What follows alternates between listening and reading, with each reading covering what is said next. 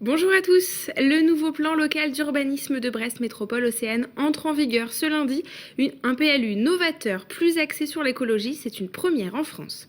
15 lits en moins à l'hôpital de Guéméné-sur-Scorff. Ce samedi, un rassemblement avait lieu dans le Morbihan pour manifester contre ce projet. Et puis à la fin de cette édition, direction Quimper pour le festival Circonova, un événement pour en découvrir un peu plus sur les arts du cirque. On voit cela dans un instant. Bienvenue dans cette édition du lundi 27 janvier 2014. Où construire des zones commerciales? Quelles règles de construction pour les habitations?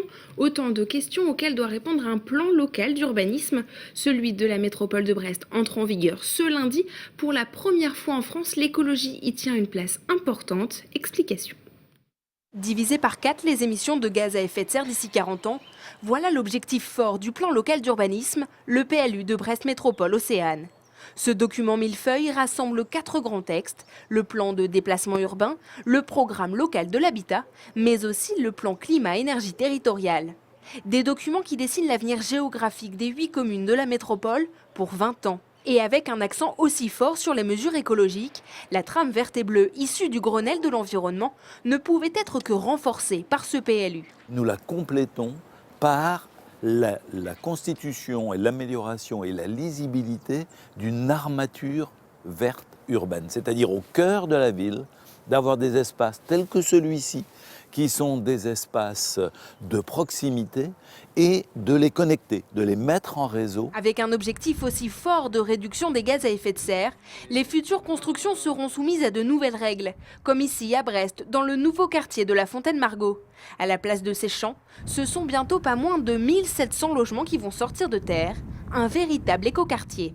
Une étude spécifique a été menée pour étudier la desserte énergétique du site et comment les constructions futures vont être approvisionnées, donc en mettant l'accent sur les énergies renouvelables. Je pense à l'énergie solaire, au bois, en complément d'énergies plus traditionnelles comme le gaz. Les moutons pourront donc continuer à paître et ce ruisseau va toujours couler.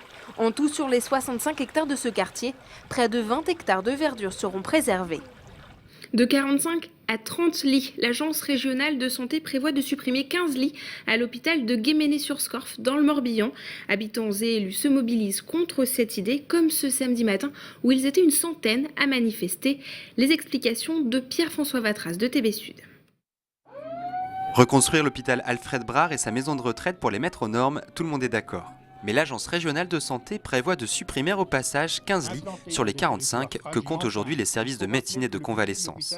Une cinquantaine d'emplois seraient menacés parmi les 200 postes actuels et au-delà, bien sûr, le service public de proximité serait fragilisé. Dans le canton de Guémené des environs, si vous voulez, la population elle est beaucoup plus âgée qu'au niveau régional.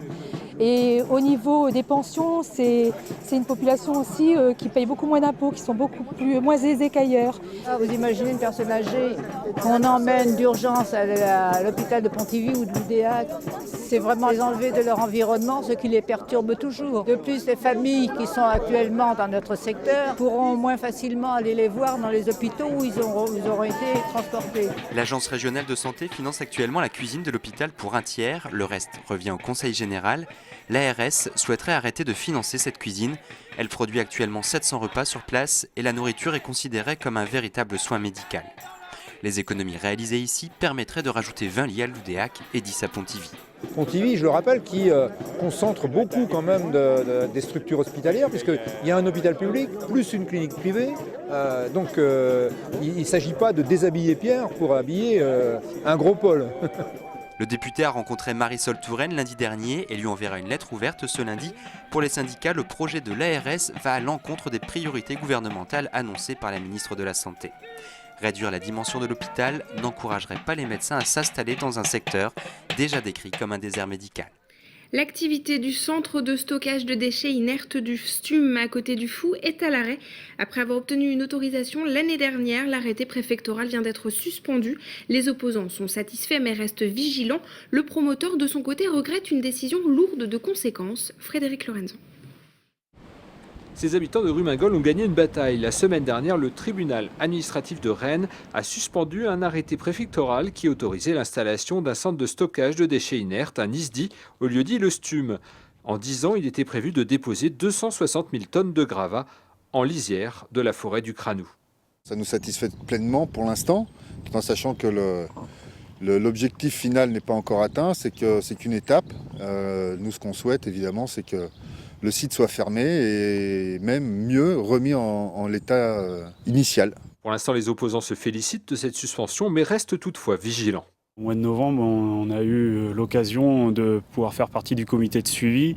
On a pu aller sur site constater le fonctionnement d'une ISDI.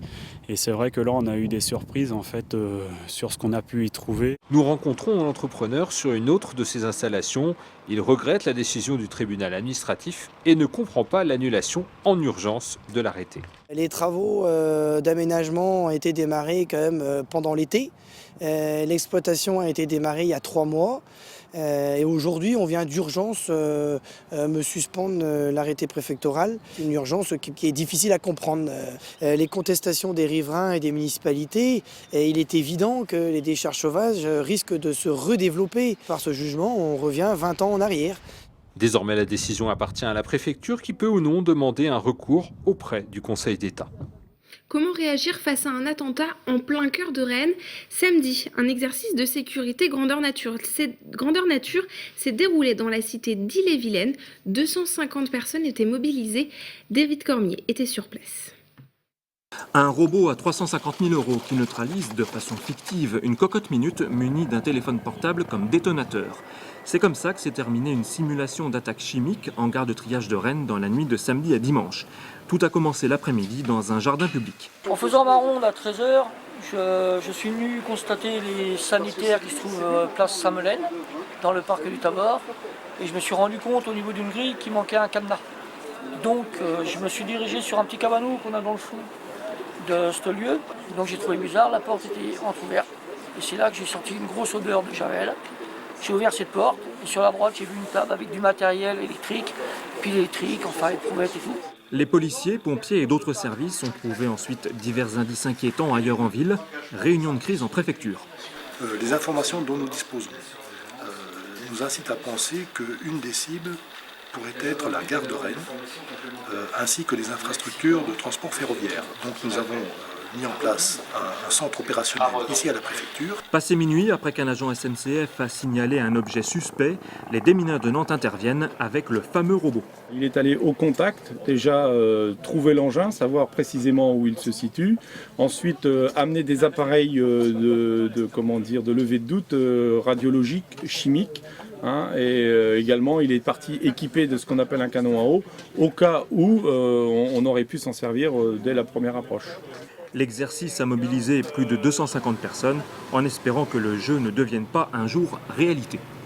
On part maintenant au cirque avec le festival Circo Nova à Quimper. Jusqu'au 14 février, des dizaines de représentations sont proposées au public. De simples spectateurs, il peut aussi devenir acteur, puisque l'école du cirque de Quimper propose des initiations. Frédéric Lorenzon a suivi ce moment d'échange entre petits écrans.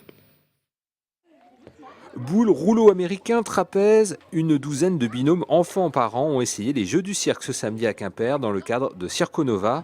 Pour ce papa, pas facile de suivre sa fille déjà championne d'équilibre.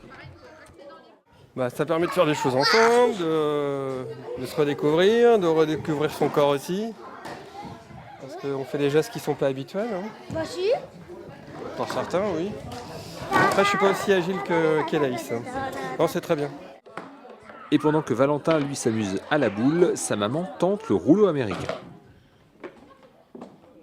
On perd vite l'équilibre, voilà. Et c'est vrai que les petits sont beaucoup plus à l'aise que nous. Ça a fait apprendre beaucoup de choses qu'on ne fait pas habituellement. Qu'est-ce que tu fais comme sport d'habitude? Je fais de la natation et de l'escalade. Pendant 2 heures, parents et enfants se sont entraînés ensemble grâce à l'école du cirque Balafon. Ensemble, ils s'aperçoivent des difficultés qu'ils peuvent avoir chacun sur des disciplines, la jonglage, le fil, la boule. C'est qui les meilleurs élèves? Je sais pas. Les deux, ça dépend. Ça dépend des parents, ça dépend des enfants. Et après cet atelier et un moment de relaxation, Circo Nova a proposé une séance l'après-midi pour découvrir le duo de la compagnie Kikas Gaia et leur spectacle 118 kilos.